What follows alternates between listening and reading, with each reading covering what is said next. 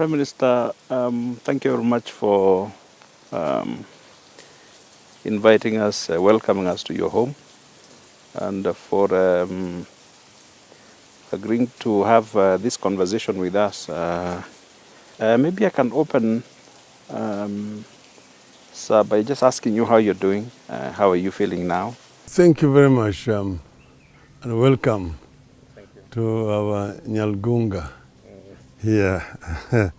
I'm really happy to have opportunity to talk to the media for the first time since I came back.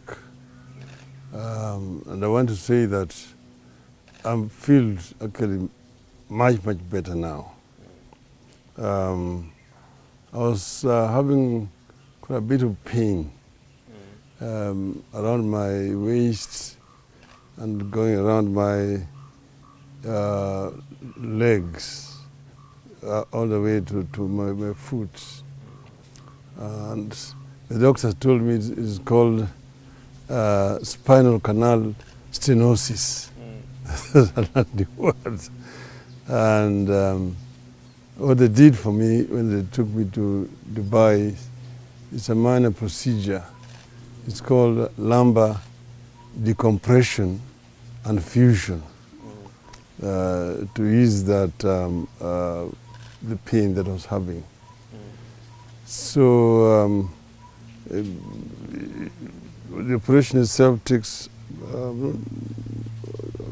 some few hours, and then you need time to recuperate. Yes, but now I feel much better now. Yes. Okay, but this obviously, because you're a man who is used to a hectic schedule, starting with the workout in the gym in the morning, all that now, you can't do any of that now. No, why not? I mean, like this morning, just to give you an example, I walked around the lap here. It is 3 kilometers. And I walked very well. I was jogging part of the distance. So I'm getting fitter right now, and shortly I'll be back in the gym. And there is not anything that I could do before that I cannot do now. Yes. I can do virtually everything. So, and that's why I'm saying I'm really now good to go. Yeah, I feel much better. I'm much stronger. I'm like renewed. I'm like a vehicle that has gone an overhaul. So to start us off, sir, you have suffered for this country. You've been in the trenches for a long time. You've been in government, you've been in opposition, you've been in exile, you've been in detention. You are part of the tapestry of the country. And when you look at where we are now, are you disappointed at how we turned out? I think that we've come from some very dark days in this country. But we've also seen light in this country. And I would say that where we are right now is a transitional phase in our history, which is coming after we came up with a new constitution. So we have been in the process of implementing this new constitution, which was bound to be a major challenge. Because the new constitution changed our governance order completely. What we have been used to from independence up to that time. So I would say it is an important phase in our country's history. Is it your view that we could have done much better if we had a lot less corruption, if we had a lot more committed leadership, if we had more involved citizens? Certainly we would have done better. But you also need to understand the background under which this actually came about. We first I think the major turning point was the 2002 elections, when for the first time we had a ruling party being replaced through an electoral process. And we moved in a mass movement that had brought in several groupings which had been fighting for change at that time. That was a government formed by the NAC, the National Rainbow Coalition. We started now bringing up reforms, and you can say that by and large a number of reforms were introduced. And the Kenyans would say that that period, up to the time that we came up with the new constitution, is probably the period where the government, actually, a lot of reforms were introduced. People will tell you that Kenya made more progress in that period of time, particularly the post-election period, the post-crisis period. Then came the new constitution. And now, after the 2013 elections, now the new government had the responsibility of now implementing the new constitution properly. Unfortunately, it came into power against the background of the ICC. In other words, it was coming into power in a crisis. So that crisis itself, in my view, is a major challenge to the incoming government. And we'll find that it's because of that a number of gains which had been achieved in the previous period were lost at that time. The fight against corruption had taken off very well in the period when we were in government. But then some people came up with an idea of creating a war chest to fight the ICC. And that, in my view, is how corruption now again found its way into this major league. The war chest being taking public resources and putting them aside for use in the ICC process. Yes, exactly. So, in my view, that itself is how the checks and balances were basically lost. So if you were to compare the two governments in terms of the reforms implemented and in terms of development achievements, which one do you think you would score highly between Jubilee and between the NAC government? I don't think it would be right to try to compare apples and oranges. Okay, but I would say that the major reforms in the several fields, for example, in the fields of agriculture, in the fields of infrastructure development, healthcare, education, and so on, the foundations were laid in the Grand Coalition government, or that period, that era. And so I would say a lot was achieved at that period of time, given the fact that it was coming from a time when the economy had almost ground to a halt. So a lot of changes took place at that time and achievements, which to a certain extent the Jubilee government built on, but there are some areas where there were reversions of some of the achievements which have been made. And I've just pointed to you what in my view corruption is one of them. So, yeah, exactly. Yeah. Prime Minister, so what is your vision for this country? You know, the median age for the average Kenyan is 19 years old. What is your vision for the country? Where should we be in 50 years? In terms of economy, in terms of leadership, in terms of our standing in the region, in terms of safety and security? What is your vision? What kind of country would be a fitting legacy for your long life of leadership and struggle? I have said that, Kenya has got its peers in development. So they have got countries with which we can actually benchmark. At independence, I'll give an example. Kenya's economy was similar to that of Ghana and that of South Korea in major economic indicators.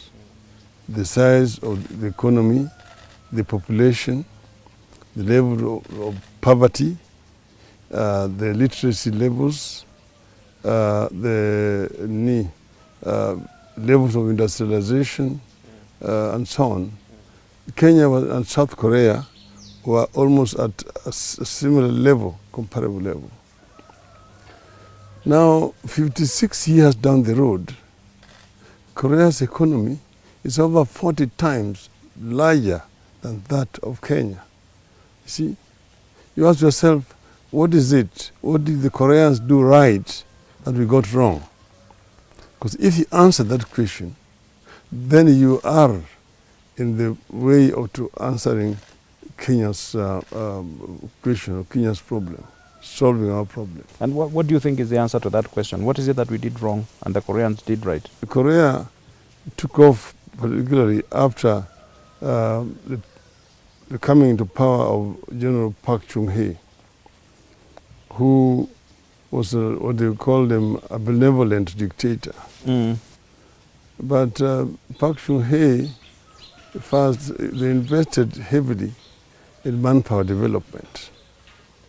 And then they also looked at their own internal resources in agriculture. They came up with fundamental transformation of lives in the rural areas.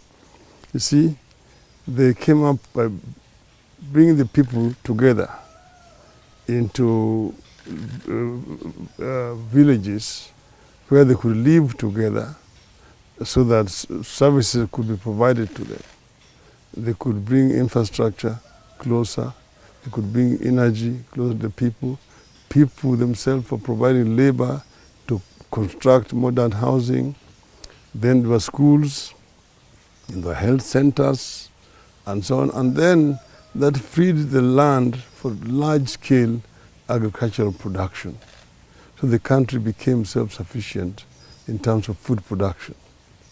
And then they also began to invest in industrialization, using the resources that they had themselves and also importing.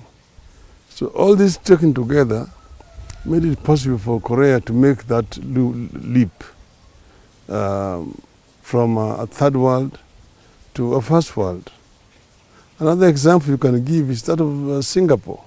Singapore actually came to Kenya for help in 1968.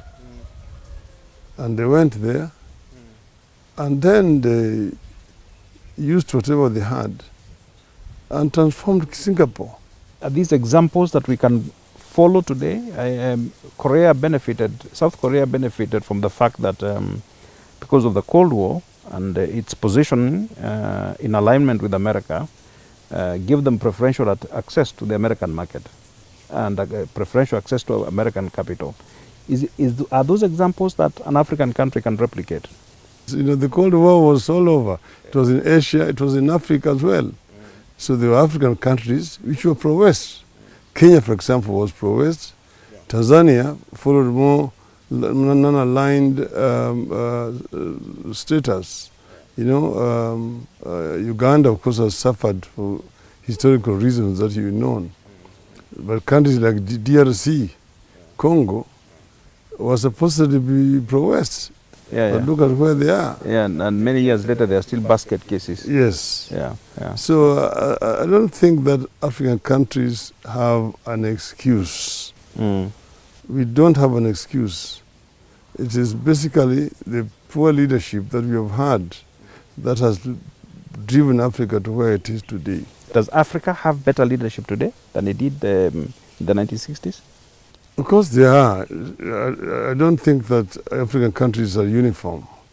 There's other African countries which are very much forward-looking, You can look at countries like Ghana. In my view, has got a very progressive leadership today. Ethiopia is actually pulling up and becoming, growing pretty fast today. You can count them. There are several African countries which are doing well. Yeah, those, of course. Does Kenya have that kind of leadership? You know, today? it's mixed. Right now, we have a situation where you have the government which now is in power, and there are internal contradictions with that the ruling party right now in the country. So I don't know whether you really want to be able to describe what it is like.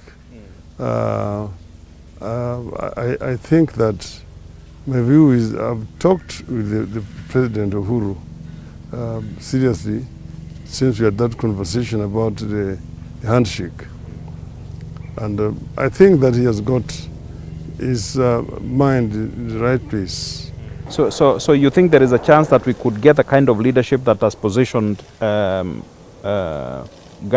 and all these other countries favorably? Are you optimistic that we'll get that kind of leadership in 2022? I don't want to talk about 2022. Well, in the near future? We have been, me and my colleague President Uhuru Kenyatta, we said we don't want to talk about 22. We want to come up with reforms that will make it possible for this country to transition to where it should be. And that we will not be engaging in campaigns as to who will be the president in 2022, who should lead. But if we have proper leadership, proper visionary leadership that some of these countries have had, there's no reason why Kenya cannot transition to where it rightly belongs. Let me rephrase the question. What are you and the president doing to ensure that we have the right leadership this time around? We don't want to pick leadership. At the moment, we want to create a conducive environment through which Kenyans can get proper leadership. Okay? And then we don't just want it to be dependent on individual. Because once you've created the proper environment and conditions, nobody would come in and just tamper around. You can see, for example, in Korea right now, the former president, the lady, is in jail. Is in jail. You see, so you create a governance structure that will ensure that nobody can abuse power. There are limits to abuse of power. There are checks and balances properly in the system, and that's what we are trying to do. That is what BBI is aimed at achieving. Let me ask about the geopolitics and the conditions and the changing circumstances in the region, and all these other influences that are coming into the region. Also the changes in Ethiopia, the fact that we can't seem to get along with Tanzania. How do you read this? How is this region going to be in the next 10 years? And will Kenya still have influence and prestige in the region, or are we going to lose our position? I don't think that we are in any danger of losing our leadership position in this region. We enjoy a very good relationship with most of our neighboring countries.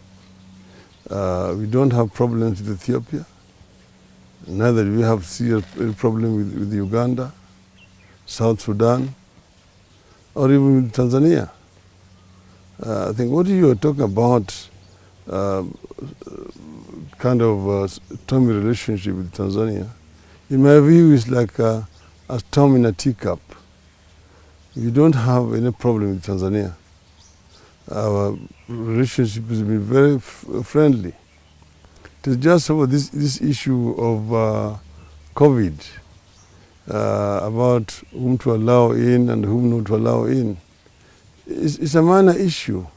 It's not a very serious issue as such. Remember, President Uhuru Kenyatta went to visit Magufuli last year in his hometown of Chato.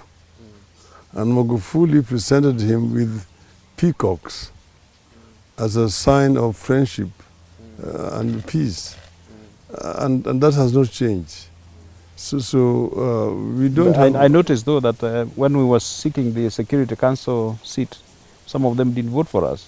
Every country takes decisions on the basis of its strategic national self-interest.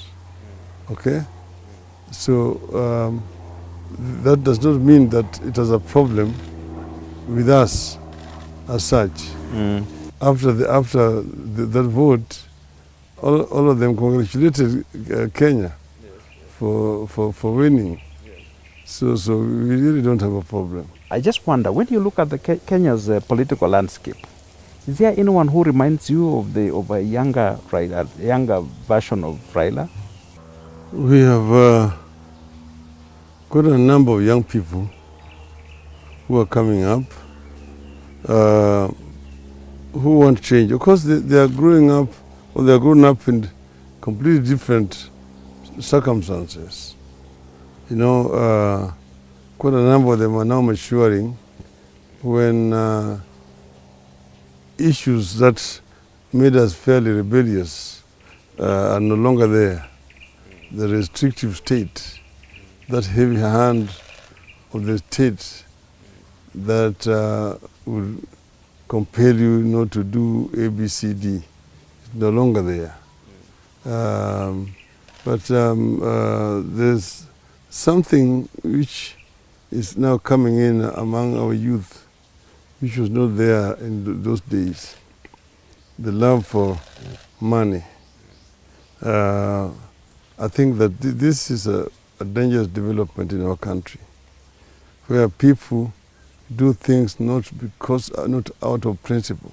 And you can see this even in our representatives, both at the county level and at the national level, in parliament. That members of parliament are asking for money, to be paid money to do something. That never happened in our days. People came out to do something in public interest. And public servants, like members of parliament, should not be doing things because they're being paid to do so. Okay, so it is a very bad example for the youth in a society. See, when people adore and worship money, that basically is the beginning of corruption. And corruption really thrives in that kind of society, because people do some things not because it is the right thing to do, it's because there is money in doing it. And to me, this is something that we need to shun in our society.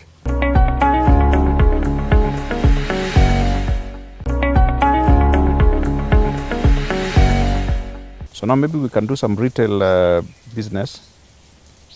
And I think the burning question now is on the revenue sharing controversy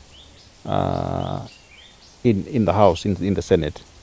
And you have supported the CRA formula, which is being proposed now. And the question is, the formula disadvantages the coast and the north, which are basically regions that are marginalized. Why do you think this is a fair approach to take, as proposed by the say, revenue sharing authority? You see, if you read our constitution, it was written against a background of historical injustices, historical marginalization of certain regions in this country. And this is not just from independence. It goes beyond independence. When we were going to school in the colonial days, you drew a map of Kenya, then you put a ruler from Turkana right up to Lamu, and you wrote on top there NFD, Northern Frontier District. There was nothing like a town or anything there in that area. Kenya only existed below that line. And Kenya was created by the railway line at the advent of colonialism. So that marginalization started at that time. And part of the coast, as you know, was not a colony. It was a protectorate. That's why it was called Colony and Protectorate of Kenya. It was ruled by the Sultan of Zanzibar. So now, after independence, we now created one nation called Kenya. But then came this idea, which was invented in 1965, which was saying that the government should invest more in high-yielding areas, which would have high rates of return, as opposed to marginalized regions, and that those regions will benefit through a trickle-down effect of development in the other areas. That perpetuated this disparity. That's why when we were at Bomas, there's a lot of discussion on how to right in the wrongs inflicted in our country through historical marginalization. At the same time, you do not want to hold the other areas, that you should now mark time and wait for these other areas to come and catch up. So you need to allow these other areas also to grow, okay? So what we are talking about is not equality, we're talking about equity. Equity in terms of allocation of resources. Now, but the reason why this is happening is because the government, because of the state of the economy today, was not adding more money to the counties. It's stuck at 316 billion shillings. And this is in a 3 trillion budget. So that is about 10%. Yet the constitution has said minimum 15%. Okay? When we were discussing during this BBI, we were proposing to increase it to 35%. And then, see, the other problem which nobody is mentioning is that there are several functions which have been devolved, but which are still being held by the national government. And because of this, the funds are being held up to the national government and are not available down there. And that's why you'll see that a lot of money that is being devolved goes to recurrent rather than development, okay? But if we devolve more funds, then percentage of recurrent will be smaller compared to the percentage that will go for development in the counties, okay? But then it is the issue of equity. So what was proposed, what we are proposing, was that it should not be a winner and a loser. It should be a win-win situation right now. And that's the reason why the amendment was being proposed, that you do not implement any formula now until more resources are made available. So the counties, no county will lose. Each county will get the same amount of money they got in the last financial year. CRA should go back to the drawing board and look at that formula again afresh and take some of these economic activities into account, that may come up with a more balanced distribution of resources than is the case at the moment. There is a general perception, probably more than just a perception, that the opposition in this country today is weak. And you, of all leaders, would recognize the dangers of having a system that does not have a strong opposition. Do you think the situation now is ideal, where there is no clear distinction between who is in the opposition and who is in government? I don't agree that the opposition is weak. So people have not understood the system of government that we adopted now as compared to, we had a parliamentary system before. Now we have got a presidential system. Yeah. Presidential system, power is divided between executive, legislature, and judiciary. Now, the legislature oversights the executive as a whole. In other words, even the members of the party in government who are in parliament also oversight the government. It's not adversarial. It's not the way it is in the Westminster type, where you got opposition benches and government benches, and the opposition is now the one that is oversighting the government. In a presidential system, the legislature as a whole has a responsibility to oversight the government. That's why you've got those committees in the House where membership is shared. You see? So this is something that even the media has not understood in this country. You see? So there's nothing like opposition is weak here. Parliament is weak as an institution, in my view. That's what it is. But if you, Prime Minister, if you look at the dysfunction, for example, in a country that has perfected the presidential system in the US, what's happening between the Republicans and the Democrats vis-a-vis President Trump, do you think there's any likelihood, for example, that the Republicans will be openly critical of Trump? So, and there are dangers then, even in this system, in the assumption that Parliament as a corpus, as a whole, would oversight the executive. Yeah, you see, in the US, you find sometimes Republican members talking critical of the government. Even like you saw that impeachment, there's a Republican member who voted. Yes, the former presidential candidate. Yes. So what you're saying is that even right now, when motions are brought in before the House, there are members of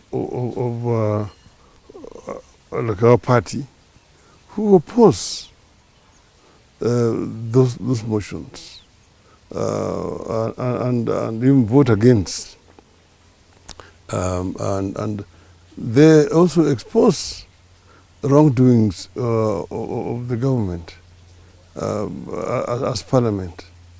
So I don't see this idea which you said that there's no opposition.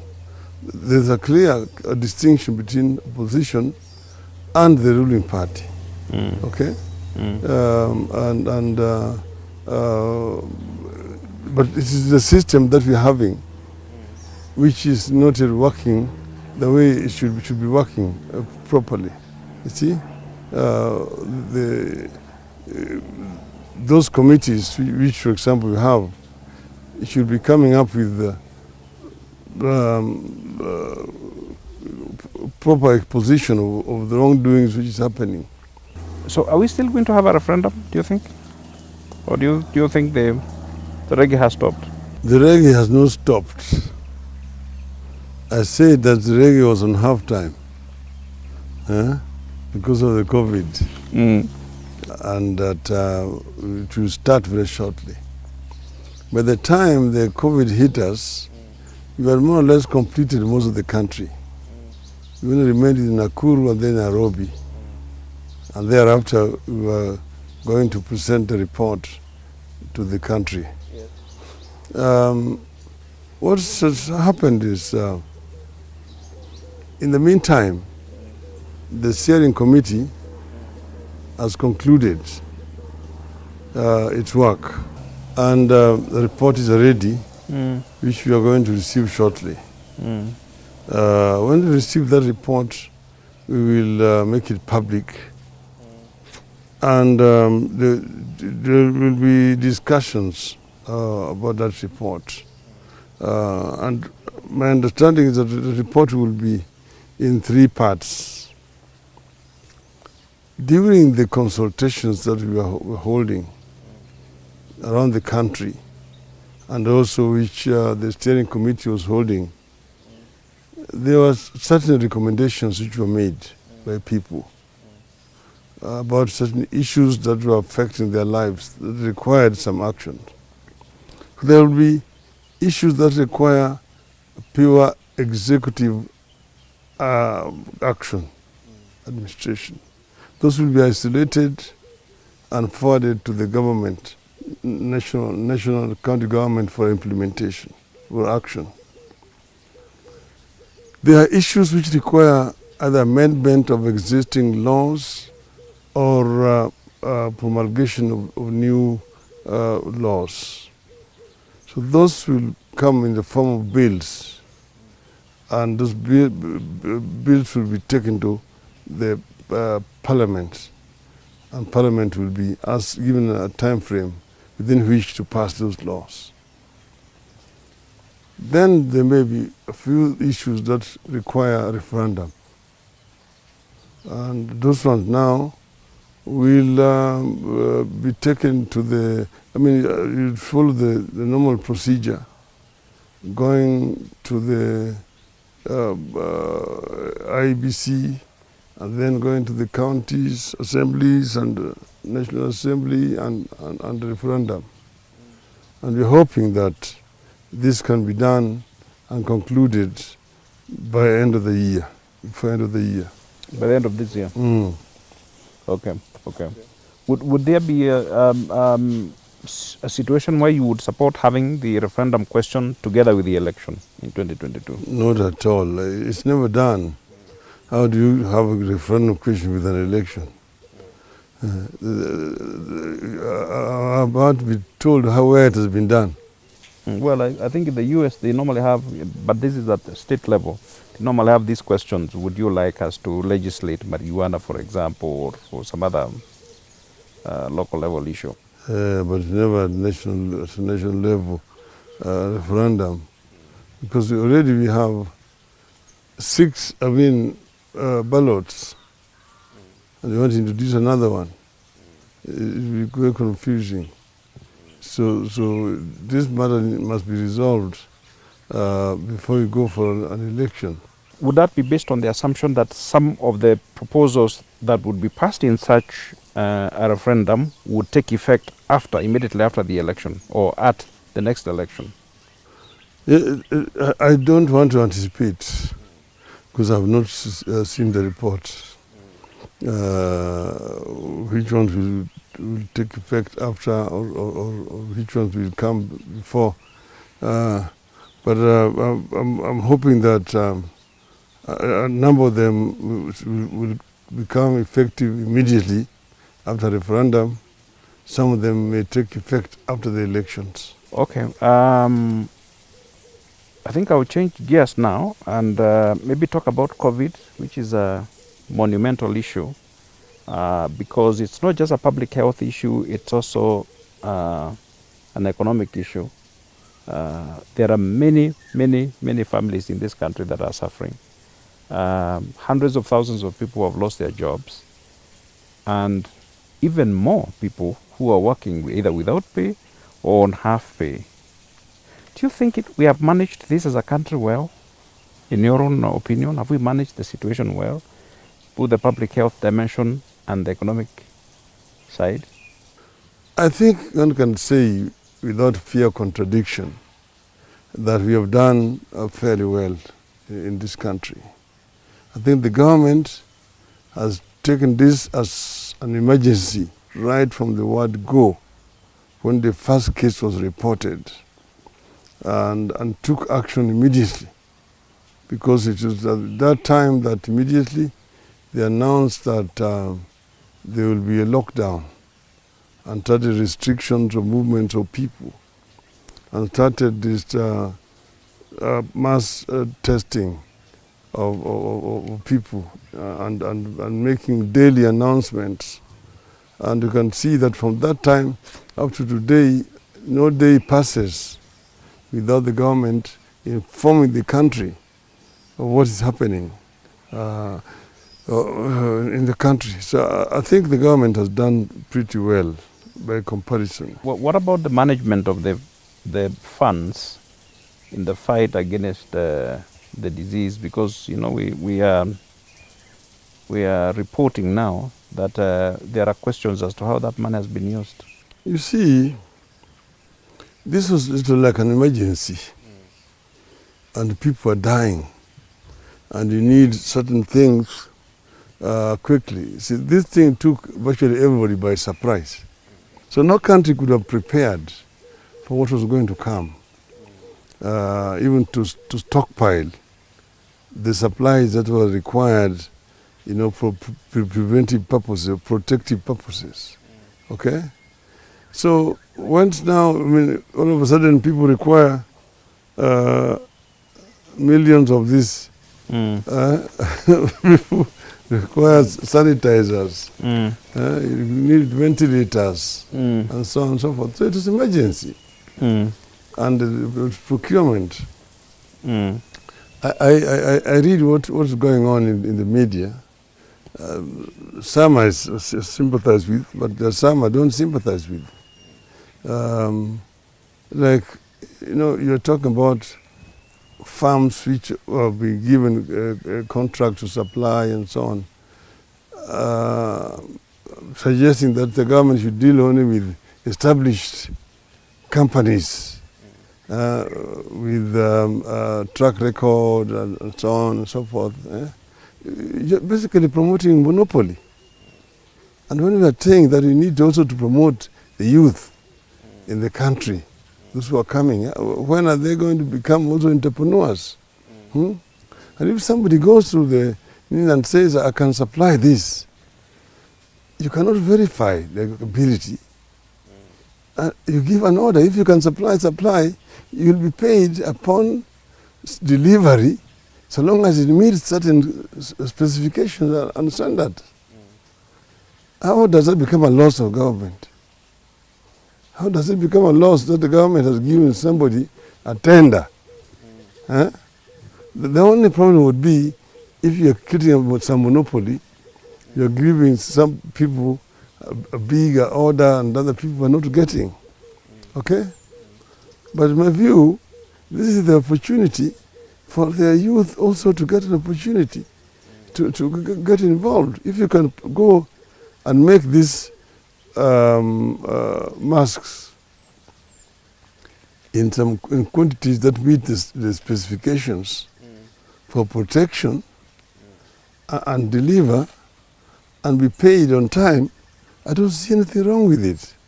So this is a time for our people to be more innovative. And maybe this is also a time for us to think of developing our own pharmaceutical industries. See, this, keep on importing these generics from India, from China and so on, which you can make here without having to pay a lot of money in terms of royalties. You see, this is a time to challenge our people. Remember, we used to have a budding pharmaceutical industry here. Dawa Pharmaceuticals was here. But the structural adjustment program came and killed all those initiatives which were coming up in the country. So I've become a net importer of drugs from India. You know, we are exporting jobs to those destinations instead of creating jobs here in our country. This is the time when we can actually challenge our youth, our people, to get involved those ways. The other one I would suggest is that we need to use digital technology and challenge our youth, our people, you know. Okay, now finally on the COVID situation, your friend President Magufuli has taken a slightly different approach to what the rest of the world has done. And basically, there is no sense of crisis in Tanzania. These are the things that we are doing, masks and sanitizing and washing our hands and social distancing. There isn't any of that. What do you make of that approach? Could you spare me the need of talking about Tanzania? Every nation has got his strategic self-interest. So I don't want to support or to criticize what my friend Magufuli is doing in Tanzania. That is basically purely an internal affair of the Republic of Tanzania and its people. Although it does have consequences for the neighbors, because you know the border is porous and the economies are integrated. There's a high volume of movement between the entire region, and I think that's why President Kagame was saying that that maybe this would have been done a little bit better if there was coordinated action across the region. Because you know, if there is a problem in Somalia, it will get into Kenya through the border. If there is uncontrolled transmission in Tanzania, it will get into Kenya through the border. I've actually told President Uhuru that this is an issue they should discuss at the summit level of the East African heads of states and come up with a solution that is beneficial to all the member states of the community. So I think that is the platform where this matter should be handled.